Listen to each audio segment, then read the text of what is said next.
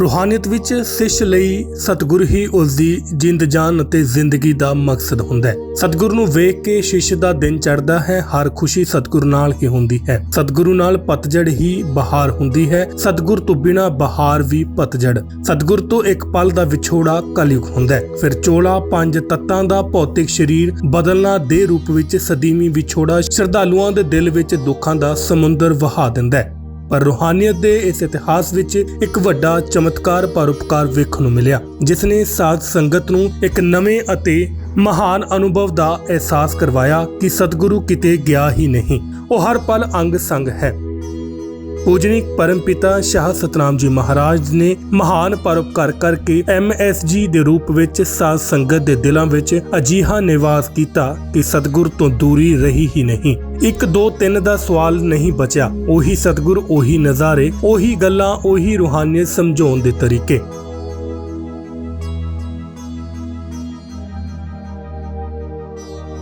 पूजनिक परम पिता शाह सतनाम सिंह जी महाराज ने 13 दसंबर 1991 ਨੂੰ ਪਵਿੱਤਰ ਚੋਲਾ ਬਦਲਿਆ, ਪਰ ਜਦੋਂ ਆਪ ਜੀ ਨੇ ਸਨ 1990 ਵਿੱਚ ਹੀ ਆਪਣੇ ਰਹਿਮਤ ਭਰੇ ਵਚਨ ਅਸੀਂ ਸੀ, ਅਸੀਂ ਹਾਂ ਅਤੇ ਅਸੀਂ ਹੀ ਰਹਾਂਗੇ ਫਰਮਾਏ, ਤਾਂ ਸਾਧ ਸੰਗਤ ਹਮੇਸ਼ਾ ਆਪਣੇ ਸਤਿਗੁਰ ਨੂੰ ਪ੍ਰਤੱਖ ਅਤੇ ਅੰਗ ਸੰਗ ਮੰਨਦੀ ਹੈ।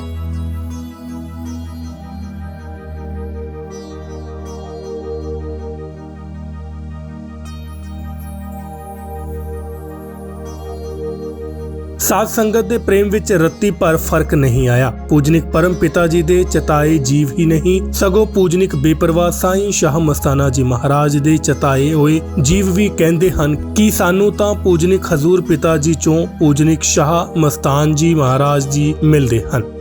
ਅਸਲ ਵਿੱਚ ਪੂਜਨਿਕ ਪਰਮ ਪਿਤਾ ਸ਼ਾਹ ਸਤਨਾਮ ਜੀ ਮਹਾਰਾਜ ਨੇ ਪੂਜਨਿਕ ਗੁਰੂ ਸੰਤ ਡਾਕਟਰ ਗੁਰਮੀਤ ਰਾਮ ਰਹੀਮ ਸਿੰਘ ਜੀ ਇੰਸਾ ਨੂੰ ਪਵਿੱਤਰ ਗੁਰਗੱਦੀ ਦੀ ਬਖਸ਼ਿਸ਼ ਵੇਲੇ ਹੀ ਵਚਨ ਫਰਮਾਏ ਸਨ ਕਿ ਅਸੀਂ ਕਿਤੇ ਨਹੀਂ ਚੱਲੇ, ਅਸੀਂ ਹੀ ਹਾਂ ਸ਼ਾਹ ਮਸਤਾਨ ਜੀ ਦੇ ਰੂਪ ਵਿੱਚ, ਅਸੀਂ ਹੀ ਹਾਂ ਬੇਪਰਵਾਹ ਸ਼ਾਹ ਸਤਨਾਮ ਜੀ ਦੇ ਮਹਾਰਾਜ ਰੂਪ ਵਿੱਚ, ਅਤੇ ਅਸੀਂ ਹੀ ਰਹਾਂਗੇ ਪੂਜਨਿਕ ਹਜ਼ੂਰ ਪਿਤਾ ਜੀ ਦੇ ਰੂਪ ਵਿੱਚ। ਇਹ ਮਹਾਪਰਉਪਕਾਰ MSG ਦੇ ਰੂਪ ਵਿੱਚ ਸਾਧ ਸੰਗਤ ਦੇ ਦਿਲ ਦਰਿਆ ਵਿੱਚ ਆਨੰਦ, ਮਿਠਾਸ, ਸਤਿਗੁਰ ਪ੍ਰਤੀ ਅਥਾਹ ਪਿਆਰ, ਸ਼ਰਧਾ ਅਤੇ ਉਤਸ਼ਾਹ ਦੀਆਂ ਲਹਿਰਾਂ ਪੈਦਾ ਕਰ ਗਿਆ। ਵਿਛੋੜੇ, ਗਮ, ਨਿਰਾਸ਼ਾ ਦੇ ਭਾਵ ਉੱਡ ਗਏ ਅਤੇ ਇਨਸਾਨੀਅਤ ਦੀ ਸੇਵਾ ਭਾਵ ਦਾ ਸਮੁੰਦਰ ਦਾ ਠਾਠਾ ਮਾਰਨ ਲੱਗ ਪਿਆ। ਜਦੋਂ ਦੋ ਬਾਡੀਆਂ ਵਿੱਚ ਸਤਿਗੁਰ ਜੀ ਆਪਾਂ ਸ਼ਬਦ ਵਰਤਨ ਤਾਂ ਇਹ ਨਜ਼ਾਰਾ ਵੱਖਰਾ ਹੁੰਦਾ ਹੈ। ਫਿਰ ਤੁਸੀਂ ਅਤੇ ਅਸੀਂ ਕੋਈ ਸ਼ਬਦ ਹੀ ਨਹੀਂ ਰਹਿ ਜਾਂਦਾ। ਪੂਜਨਿਕ ਪਰਮ ਪਿਤਾ ਸ਼ਾਹ ਸਤਨਾਮ ਜੀ ਮਹਾਰਾਜ ਦੇ ਪਰਉਪਕਾਰਾਂ ਦਾ ਦੇਣ ਨਹੀਂ ਦਿੱਤਾ ਜਾ ਸਕਦਾ। ਆਪ ਜੀ ਦੇ ਪਵਿੱਤਰ ਜੀਵਨ ਦੀਆਂ ਝਲਕਾਂ, ਪਵਿੱਤਰ ਵਚਨ, ਮਾਨਵਤਾ ਭਰੇ ਉਪਕਾਰਾਂ ਦੀ ਮਿਸਾਲ ਮਨੁੱਖਤਾ ਨੂੰ ਨੇਕੀਆਂ ਭਰਿਆ ਜੀਵਨ ਜਿਉਣ ਲਈ ਪ੍ਰੇਰਦੀ ਹੈ। ਆਪ ਜੀ ਨੇ ਜਿੱਥੇ ਪਵਿੱਤਰ ਗੁਰਗੱਦੀ ਦੀ ਬਖਸ਼ਿਸ਼ ਤੋਂ ਪਹਿਲਾਂ ਮਨੁੱਖਤਾ ਲਈ ਅਥਾਹ ਪਿਆਰ ਅਤੇ ਸਮਾਜ ਸੇਵਾ ਦੀਆਂ ਮਿਸਾਲਾਂ ਕਾਇਮ ਕੀਤੀਆਂ, ਉੱਥੇ ਪਵਿੱਤਰ ਗੁਰਗੱਦੀ ਉੱਤੇ ਵਿਰਾਜਮਾਨ ਹੋ ਕੇ ਆਪਣੇ ਸੁੱਖ ਆਰਾਮ ਦੀ ਪਰਵਾਹ ਨਾ ਕਰਦਿਆਂ ਦਿਨ ਰਾਤ ਮਨੁੱਖਤਾ ਨੂੰ ਅੰਧ ਵਿਸ਼ਵਾਸ, ਨਫ਼ਰਤ, ਜਾਤੀ ਧਰਮ ਦੇ ਭੇਦ ਭਾਵ ਜਿਹੀਆਂ ਬੁਰਾਈਆਂ ਤੋਂ ਰਹਿਤ ਕਰਕੇ ਸੁਖੀ ਜੀਵਨ ਜਿਉਣ ਦਾ ਮਾਰਗ ਵਿਖਾਇਆ। ਆਪ ਜੀ ਨੇ ਮਨੁੱਖਤਾ ਨੂੰ ਪਰਮਾਤਮਾ ਦੀ ਪ੍ਰਾਪਤੀ ਦਾ ਸੌਖਾ ਰਸਤਾ ਦੱਸਿਆ ਕਿ ਪਰਮਾਤਮਾ ਨੂੰ ਪਾਉਣ ਲਈ ਪੈਸੇ, ਦਾਨ, ਚੜਾਵੇ ਦੀ ਲੋੜ ਨਹੀਂ ਹੈ। ਕੋਈ ਉੱਚਾ ਨੀਵਾ ਨਹੀਂ, ਸਗੋਂ ਸਾਰੀ ਮਨੁੱਖਤਾ ਪਰਮਾਤਮਾ ਦੀ ਔਲਾਦ ਹੈ। ਪੂਜਨਿਕ ਪਰਮ ਪਿਤਾ ਸ਼ਾਹ ਸਤਨਾਮ ਜੀ ਮਹਾਰਾਜ ਨੇ 25 ਜਨਵਰੀ ਸਨ 1919 ਨੂੰ ਪੂਜਨਿਕ ਪਿਤਾ ਸਰਦਾਰ ਵਰਿਆਮ ਸਿੰਘ ਜੀ ਅਤੇ ਪੂਜਨਿਕ ਮਾਤਾ ਆਸ ਕੌਰ ਜੀ ਦੇ ਘਰ ਪਵਿੱਤਰ ਧਰਤੀ ਪਿੰਡ ਸ਼੍ਰੀ ਜਲਾਲਾਣਾ ਸਾਹਿਬ, ਜ਼ਿਲ੍ਹਾ ਸਰਸਾ, ਹਰਿਆਣਾ ਵਿਖੇ ਅਵਤਾਰ ਧਾਰਨ ਕੀਤਾ।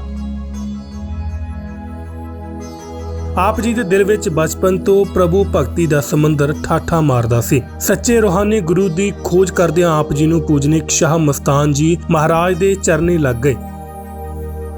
ਸਾਈਂ ਜੀ ਨੇ ਆਪ ਜੀ ਨੂੰ 28 ਫਰਵਰੀ 1960 ਨੂੰ ਪਵਿੱਤਰ ਗੁਰਗੱਦੀ ਦੀ ਬਖਸ਼ਿਸ਼ ਕਰਕੇ ਆਪ ਜੀ ਦਾ ਨਾਮ ਹਰਬੰਸ ਸਿੰਘ ਜੀ ਬਚਪਨ ਦਾ ਨਾਮ ਬਦਲ ਕੇ ਪੂਜਨਿਕ ਸ਼ਾਹ ਸਤਨਾਮ ਜੀ ਮਹਾਰਾਜ ਰੱਖ ਦਿੱਤਾ। ਪੂਜਨਿਕ ਪਰਮ ਪਿਤਾ ਜੀ ਨੇ 30 ਸਾਲ ਦੇਸ਼ ਦੇ ਵੱਖ-ਵੱਖ ਸੂਬਿਆਂ ਵਿੱਚ ਹਜ਼ਾਰਾਂ ਸਤਸੰਗ ਫਰਮਾ ਕੇ 11 ਲੱਖ ਤੋਂ ਵੱਧ ਲੋਕਾਂ ਨੂੰ ਪਰਮਾਤਮਾ ਦੇ ਨਾਮ ਨਾਲ ਜੋੜਿਆ। ਸਵਾ ਸਾਲ ਆਪ ਜੀ ਪੂਜਨਿਕ ਹਜ਼ੂਰ ਪਿਤਾ ਜੀ ਨਾਲ ਸਟੇਜ ਉੱਤੇ ਵਿਰਾਜਮਾਨ ਰਹੇ।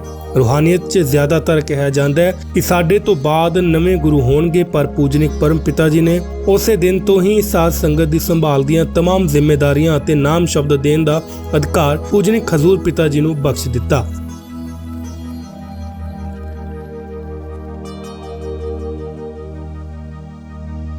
ਕੁਦਰਤ ਦੇ ਅਸੂਲਾਂ ਮੁਤਾਬਿਕ ਪੂਜਨਿਕ ਪਰਮਪਿਤਾ ਸ਼ਾਹ ਸਤਨਾਮ ਜੀ ਮਹਾਰਾਜ ਨੇ ਡੇਰਾ ਸੱਚਾ ਸੌਦਾ ਰੂਪੀ ਬਾਗ ਨੂੰ ਸਜਾ ਕੇ 13 ਸਤੰਬਰ 1991 ਨੂੰ ਆਪਣਾ ਰੂਹਾਨੀ ਚੋਲਾ ਬਦਲ ਲਿਆ। ਇਸ ਮਹੀਨੇ ਨੂੰ ਸਾਧ ਸੰਗਤ MSG ਸੇਵਾ ਭੰਡਾਰੇ ਦੇ ਰੂਪ ਵਿੱਚ ਮਾਨਵਤਾ ਦੀ ਸੇਵਾ ਕਰਕੇ ਮਨਾਉਂਦੀ ਹੈ।